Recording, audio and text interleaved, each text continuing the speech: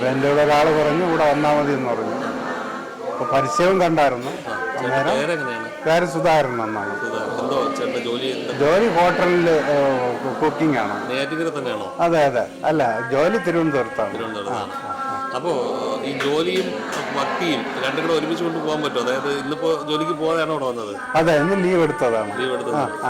അത്രയ്ക്കൊരു വിശ്വാസം ഉള്ളതുകൊണ്ടാണ്. തീർച്ചയായിട്ടും ആത്മവിശ്വാസമല്ലേ, അത് മനുഷ്യന്റെ മൗലിക അവകാശമല്ലേ, അതിന് തെറപ്പിക്കാൻ അത് ഒരു നല്ല അവകാശമുള്ളൂ. ജോലിയാണ് നമ്മുടെ ജോലി ചെയ്താൽ നമുക്ക് ശമ്പളം കിട്ടും. അതെ, ആ ശമ്പളവും ജോലിയും ഒക്കെ വേണ്ടെന്ന് വെച്ചിവിടെ വരണമെങ്കിൽ നിങ്ങൾക്ക് അത്ര കടുത്ത വിശ്വാസം. അതെ, എനിക്ക് എന്റെ ബുദ്ധിമുട്ട്, എന്റെ കഷ്ടം, എന്റെ പ്രയാസം കൊണ്ട് വന്നതാണ്.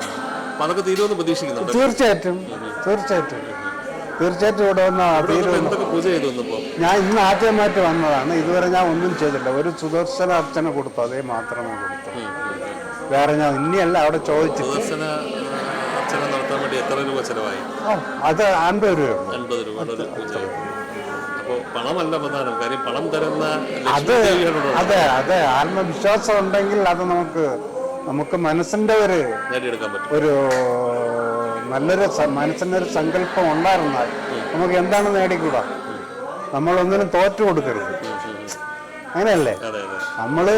ഒന്നിൽ നമ്മൾ തോറ്റിരുന്നാലും അതിനെ തരണം ചെയ്ത് മുന്നേറണം.